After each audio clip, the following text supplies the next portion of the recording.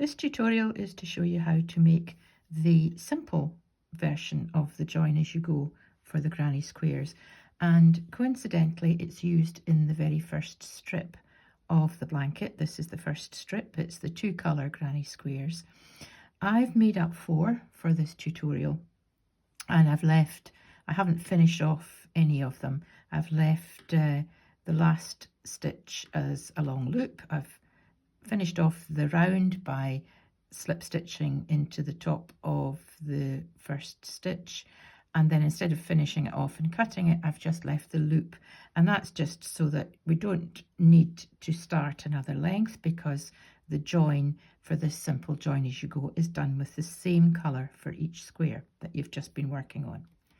Now, simple join as you go, as opposed to the continuous version, just simply means that you are joining each square individually to the next one, and so you'll make the join for the square, finish it off, and then move on to the next one.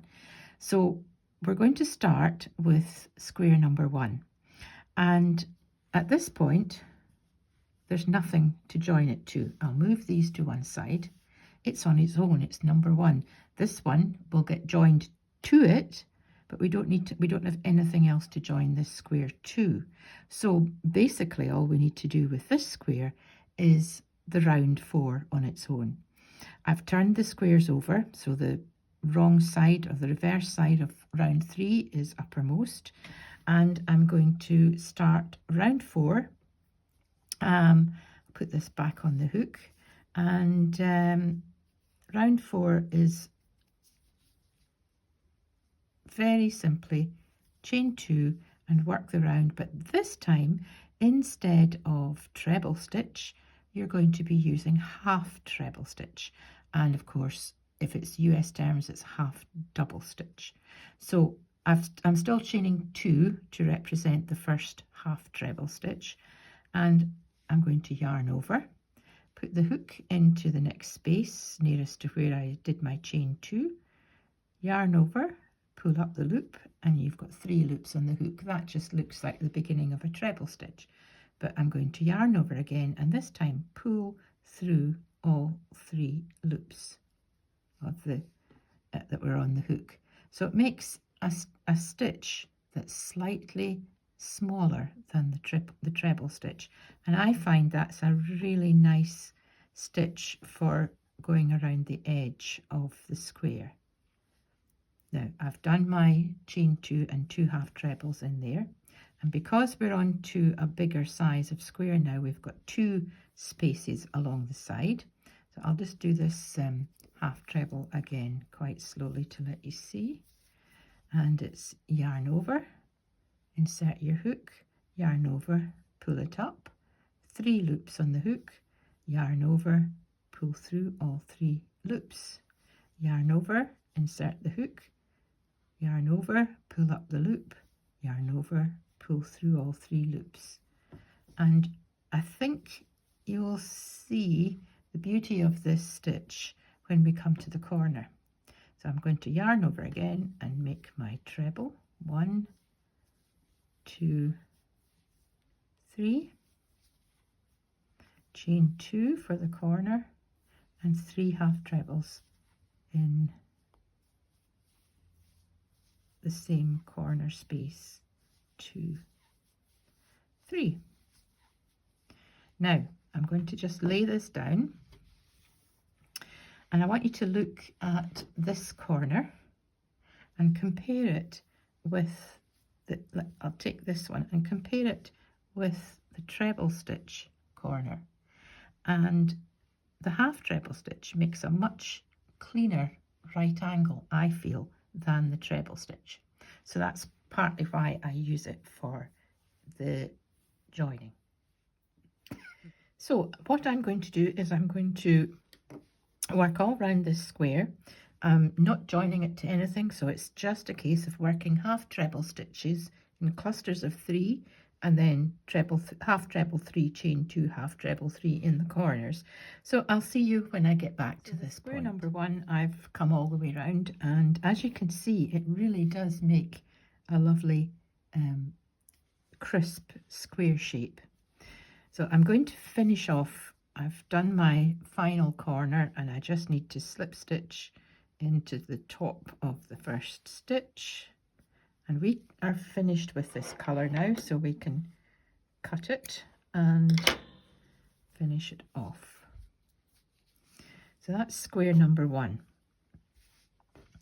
And the other beauty about half treble stitch, I feel, as a join is that it's not so bulky when you're joining the squares together in strips or whatever. So I tend to use it as my rule of thumb when I'm using a join as you go method for joining the granny squares. Now, I'm just going to check. I'm not 100% sure what's next. Yeah, it's this one that's next. It's the powder pink and duck egg blue, and I've got my yarn unfinished, so I can just start. Now, I'm going to start in exactly the same way as I did square number 1. So I'm put this onto my hook and chain 2, and 1, 2 half trebles in that space, and then 3 half trebles in the next space, and then 3 half trebles,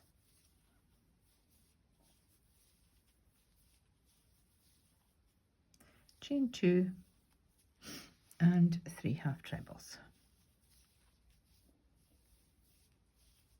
in the corner. So far we're just the same as square number 1, and what I'm going to do is work up this second. We've done half of the first side and we're working up the second side, and this is where we're going to differ a little bit from the first square. So I've got 3 half trebles in there. I'm at the corner, and you would normally do 3 half trebles, chain 2, 3 half trebles, but I'm going to stop when I've done the 3 half trebles, and I'm going to flip it round so that it lines up with this corner of the first square. And what I'm going to do, I'll kind of turn it this way because it's always nicer to work right to left if you're right-handed. And what I'm going to do now, just be aware that I didn't flip this over after I did round 4. Round 4 stays on this side because this is now the right side, and although this is only the very first square, this is the right side of the blanket. So I've come up here and I'm going to find this corner that corresponds with the corner of square 2, and I'm just put my hook in and I'm going to yarn over and pull through and make a slip stitch. That's just pulling through the loop that's on the hook, and that is the very first point of attachment between the 2 squares. Now I'm going to hop back to square number 2, and I'm going to put 3 half trebles into that corner to finish it off. Now you'll notice that when I slip stitched into this corner, this blue corner doesn't have any chain 2 in it. The slip stitch just takes over and becomes the equivalent of the chain 2. Some tutorials will tell you to put chain 1 or even chain 2 in that corner, but I feel personally that it keeps it nice and firm. So it's half treble 3, slip stitch into the corner of square 1, and then half treble 3 to complete that corner. And now I'm going to find the next space on square number 1 and just put my hook in, pull up the yarn and pull it through, so it's another slip stitch, and then I'm coming back to the next space on the second square. So it's really just a case of going side to side one square back to the other. The next space on the first square, another slip stitch, of course, and half treble 3 in the next space on square 2. And we'll just push that end out of the way just now. We'll deal with that one later. And you don't yarn over when you're making a slip stitch. You just need to pull your yarn through and slip through the stitch, and then we're on to the corner. And for the corner, it's like we did at the bottom. We do the first half of the second square corner like that, and then slip stitch into the corner of square number 1. No chains, just 3 half trebles in the corner of square 2 to finish it off. And you can see that this is nice and firmly joined. And what you need to do now is work along with half trebles along here and down to this point, and I'll see you back at that point. I'm going to just take that green out of the way. Right, so what I've done here, forget this part because this was the beginning of round 4. I've come along with round 4 and I've put in the first cluster of 3 half trebles in the corner space. So this corner is what I call an open corner. It's not at this point joined to anything, so we'll just put in the 2 chains and 3 half trebles. It's only when you're actually in the process of joining a corner to the previous square that you miss out the chains. So 3 half trebles in the corner, and then we just need to finish it off by slip stitching into the first stitch, and we can cut that.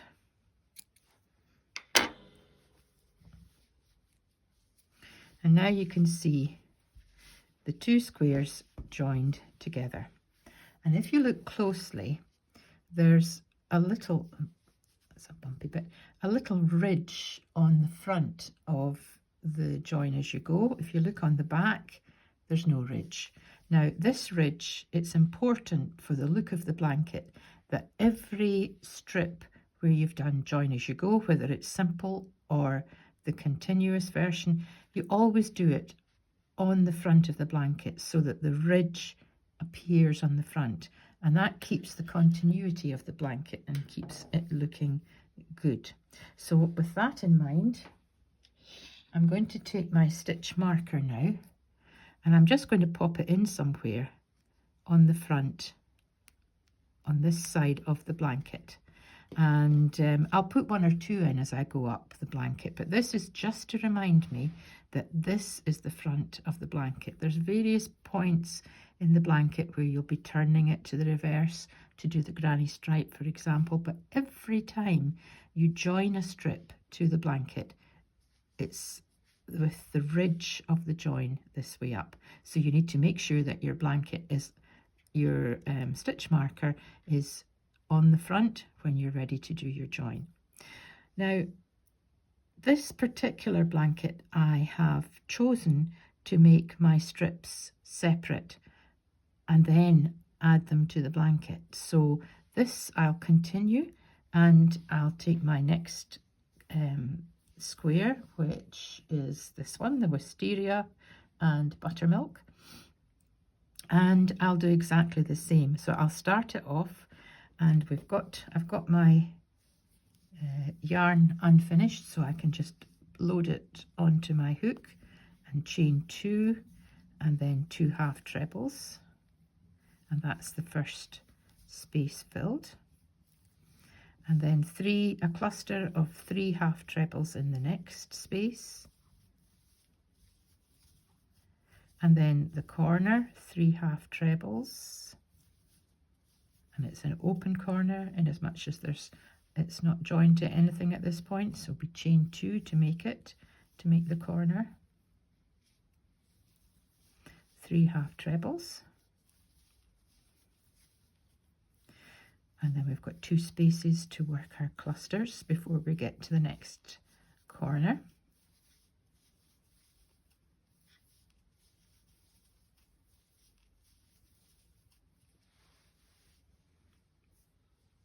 this out of the way. And we're on to the next corner, and this of course is where we only do half of it.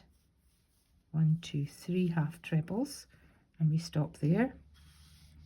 Let's put this up this way and lay this next to the second square. This is square number 3 now, and we've got half of that corner done, and we're just going to find the corner on the second square and make a slip stitch like we did before.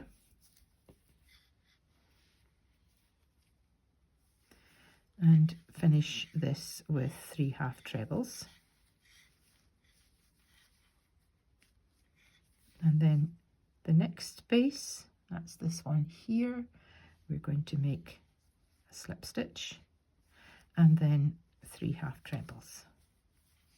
So it's very easy. It's basically making the 4th round, but as we're making the 4th round on this new square, we're slip stitching into the previous square, and those slip stitches are the joining stitches.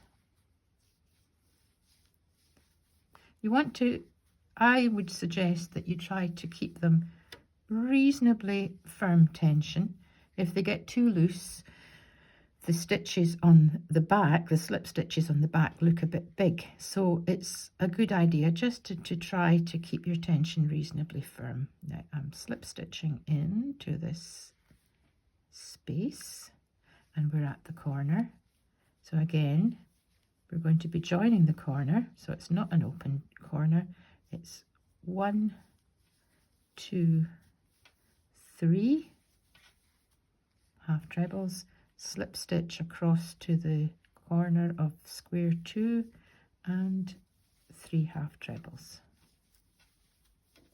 and so on. And there we have 3 squares joined, and you can see quite clearly where we started this square, so we just need to work along and down and finish off. So what I'm going to do, just for the sake of it really, is I'll join this 4th one, and that is strip number 1, and it's the simple join as you go. I'll pop back when all 4 are joined and I'll explain which strips you'll be using this particular joining method. And here is what strip number 1 for the blanket looks like, with the nice neat join between each square, and of course the stitch marker on the front. Now this is simple join as you go, and you can use it when you're wanting to join the squares with a different colour each time. And in this blanket you'll find that strips number 1, like this one, number 4, number 9 and number 10 all use the simple join as you go technique. I'll be back with the next video tutorial which shows you how to do the strips using the continuous join as you go. Bye for now.